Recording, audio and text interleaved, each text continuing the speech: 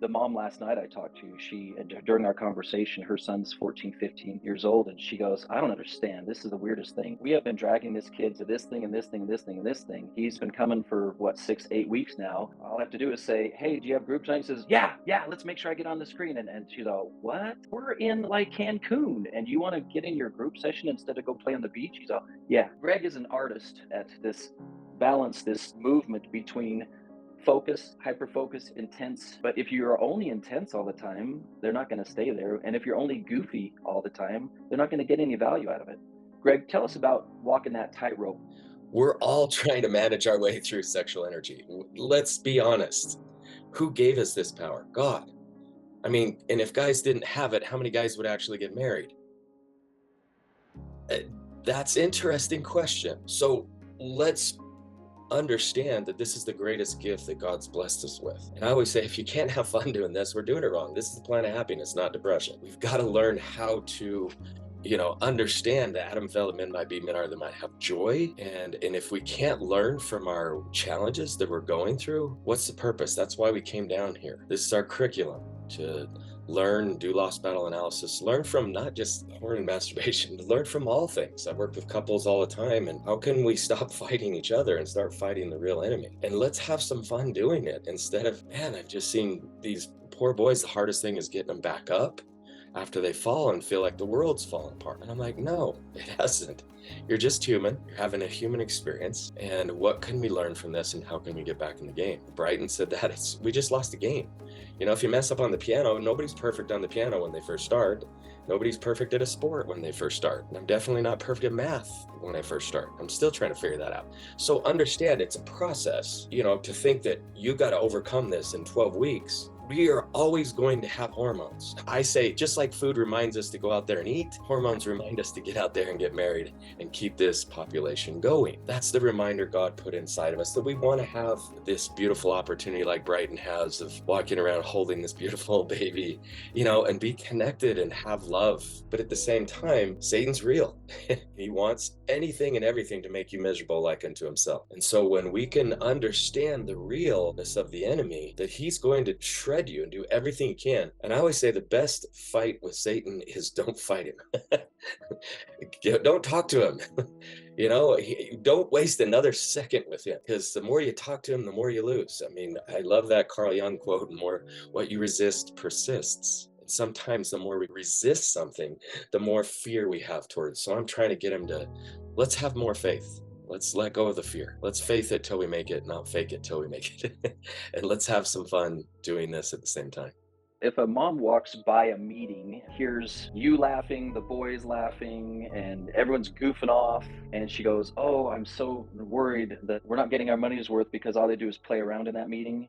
Can you can you tell us what is happening in that moment and why it's relevant to the process? I always say, when has hate and shame and misery helped you want to change? Can you hate yourself enough to change? Can you be depressed enough? Is that what the atonement is? I teach these kids the atonement is to get back into joy as soon as possible. Even in DNC 19, it says, I suffered so you don't have to suffer. So it's not about you got to be depressed for at least 2 or 3 weeks before I'm going to, forgive you. No, how quickly, and Maurice, I read that quote you say in the back of the journal all the time in Lost Battle Analysis. This should take less than a few minutes. Minutes, not hours, not days, not months of depression. I would much rather laugh about this and have humor and learn from it. And yes, we cry sometimes. We talk about serious things. I just got a text from one of the guys the other day.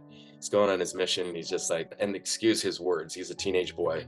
Thanks for being so kind to us horny boys that have a problem with this.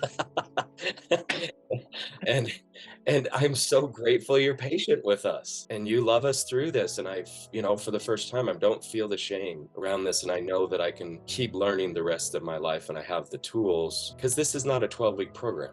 I mean, you get to generalize that, okay, good, you got deployed. Now you got to go out and use all these tools that you've learned, and let's get better at it. So if we're not laughing, we're not having fun. To me, I say the same thing to my kids. If you're not having fun doing the gospel, you're not doing it right. It's supposed to be the plan of happiness and joy. I will not be offended at all if you meet people like Greg and Michael and Sam and the others and say, you know what, I'd like my kid to go to their group for a while because I would like them to be trained by him. No offense, Maurice, but I think my kid would do better in Greg's group than your group. I have a testimony of diversified training, and that's not going to hurt my feelings at all. If you're finding this video helpful or want to help us reach others in need, don't forget to like, comment, and subscribe because it really supports our channel. Thank you. Takes 6 months? What if it takes a year? What if it takes 18 months? What if it takes 2 years? If you could touch on just a little bit of the science of why it might take that long, but more so the mindset that you bring to your group setting where there's no reason to feel broken if it takes longer. I just know that there's so many parts of us that need to be healed. And so sometimes like people can come in and really do really well for because it's a new program, it's a new start for them. They're getting new information and they can come in and do really well. But there's some that have, past parts that need to be healed. I think that's why it takes some time, and that's why people are delayed in their progress. Maybe there's some deeper digging that we need to do in order to heal past traumas. Just living in this life, it's really hard. There's going to be trauma, there's going to be hardship that we pass through. And so that's one of my biggest philosophies. I am going to get into the warrior chemistry. I'm going to get into a lot of that, but I also want to do a little bit of a deeper dive, according to the developmental levels and age of the person that I'm working with to see maybe what they've gone through that maybe delays their progress and recovery. I think that's just a delicate and kind of gentle exploration that we need to do. That's kind of my approach. Greg, what have you been thinking about while we've been talking today? Thoughts that I could share with mothers is remember what Joe Smith said: teach them correct principles and let them govern themselves. You're the little S savior. They already have a big S savior.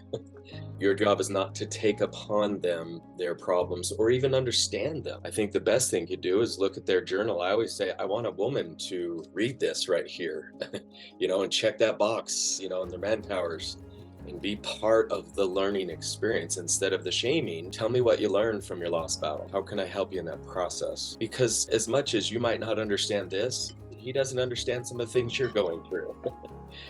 I don't understand the complexities. I've been married for 37 years and I still struggle with some of the challenges I try to understand my wife. More importantly, we're working together. As I started out with my own son in this program a long time back, find something you want to work on, do the manpowers together, read the books together, talk about what you're learning. I tried to go 90 days without eating sugar. And I remember my son coming up, halfway through it. He comes out, Dad, looks like you had a rough day, man. There's like 3 Snicker bar wrappers there on the floor. If you need some help, come talk to me.